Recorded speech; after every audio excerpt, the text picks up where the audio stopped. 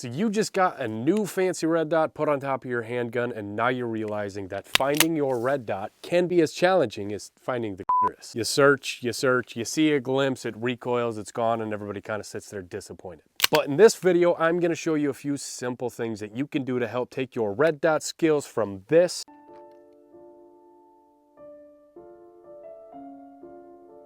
to this.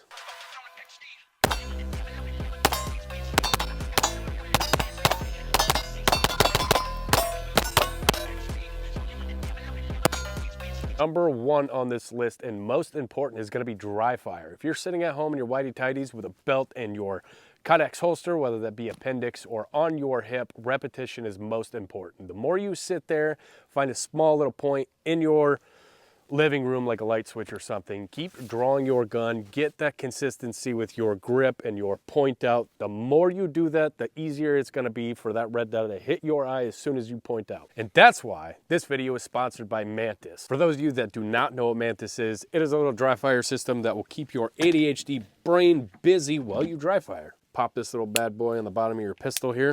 Make sure you're clear. You connect this little thing to your app, and then you can just sit there and help you maintain your proper grip and your trigger control. I like using this thing because it holds my attention a little bit longer than just pointing at a light switch or something. It gives me something to do. I just sit there and try to beat my high score. Dalton and I will go head to head before we go live at the range here. These guys also make the black beer. This thing will pop right into your AR-15 and it'll reset your trigger if you guys want to practice getting faster before Valentine's Day. There goes the monetization. If you guys want one of these things, a link down in the description below. We also got to thank the biggest sponsor of this channel, SDI, Sonora Desert Institute. If any of you watching this want to become a gunsmith and make sweet 2011s like this, go to sdi.edu. The link will be down in the description below. So number one is just going to be dry fire. That's just you consistently pulling this out of your holster and making sure that dot hits your eye every single time you draw. Obviously, this is nowhere near as fun as sitting there with a Mantis and playing a game against yourself or against your friends. But dry fire is most important. All right, number two is gonna directly tie into number one, because the importance of dry fire and repetition is gonna make you good at point shooting. And if you can point shoot, you can find your red dot every time. And what I mean by point shooting is that you no longer need to find your red dot when you pull your gun out. For those of you that do not know what point shooting is, it's essentially really good fundamentals with your grip and with your point out, knowing that as soon as you present that gun, that red dot is gonna hit your eye. So, little douchey demonstration for you. I got a napkin here. Gonna go right in the back of the SRO. Now, obviously, I can no longer see my sight. This only works 10 to 15 yards. Anything past that, I'm going to search for my red dot. So just me relying on the point. I'm looking at the target and knowing that as soon as I pull out this gun, it's where it should be. The same concept on smaller targets. We got a little 6-inch plate there at the bottom. Is point shooting, which I think is a pretty good skill to have in a self-defense situation. You don't really have time, your adrenaline's pumping, you want to get that gun out and as many shots on target as possible. You're not going to want to sit there and swim around for your red dot. You're going to want to be able to pull it out, pull the trigger a few times without seeing your red dot or without having to find it. That was super douchey and I'm sorry, but I feel like nobody really touches base on how important it is to be able to point shoot. It'll help you in a lot of ways, regardless if it's a pistol or an AR or whatever you're shooting. Point shooting is very good at a close distance.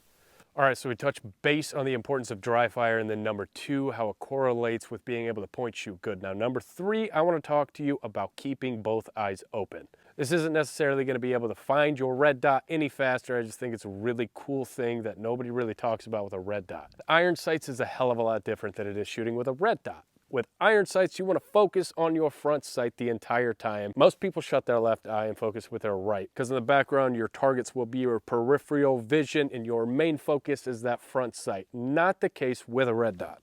So this is called occluded shooting. It is when you can still see your red dot, but your target is blocked with your dominant eye. If you keep your non-dominant eye open, you can still see your target, you can still make your shot. I can't explain that any better, so let's demonstrate here. So if you're keeping both eyes open, I could be only seeing the red dot with my dominant eye and see the target with my left and still be able to hit my shot. There's a little swinger still left on that Texas Star. So I think that's kind of the hardest part for people to make the transition from irons to red dots. It's kind of a different ball game. You no longer need to focus on your sight. You look through the red dot and focus on your target. I think a lot of people get a little confused and still want to squint that left eye. Practice makes perfect. Keep both eyes open and just hit the range and force yourself to shoot that way. And that's a good one. When I'm shooting something out of the air, I do look at whatever's flying in the air with my non-dominant eye, and I focus on the red dot with my right eye. If I squint, I'll miss it. If I close one eye, I'll miss it. Not that you're gonna be able to see that, but happy Valentine's Day. Open your mouth, buddy, come on. I feel like we need to touch base on point shooting a little bit more, because everybody always talks about like presenting the gun, drawing it and presenting it in the same way. Well, what if I get knocked over on my side?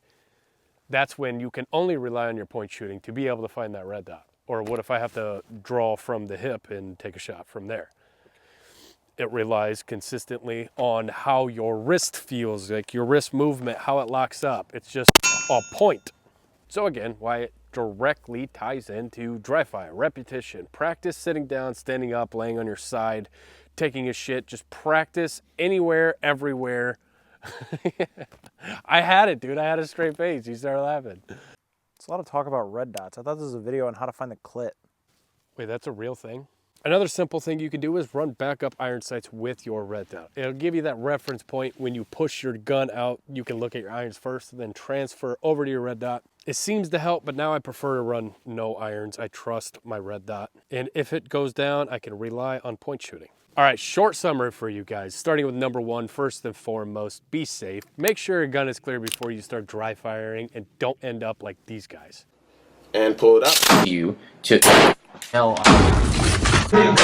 Whack, bitch. Number two, establish a good grip. If you guys want to learn how I grip a pistol, I have a video on it. Number three is repetition. Practice presenting your firearm from your holster. You want to start slow. Speed will come over time. Make sure you give yourself time to get that muscle memory down. Eventually, everything will become second nature to you.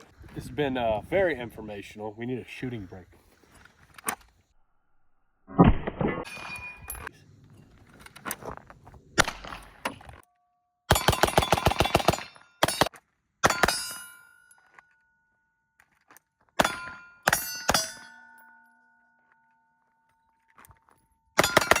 Now again, with all these educational videos, take it with a grain of salt. These are just my experiences that I'm sharing with you. I am not a professional, but I hope it helps at least one of you guys watching this video. I'll see you next time.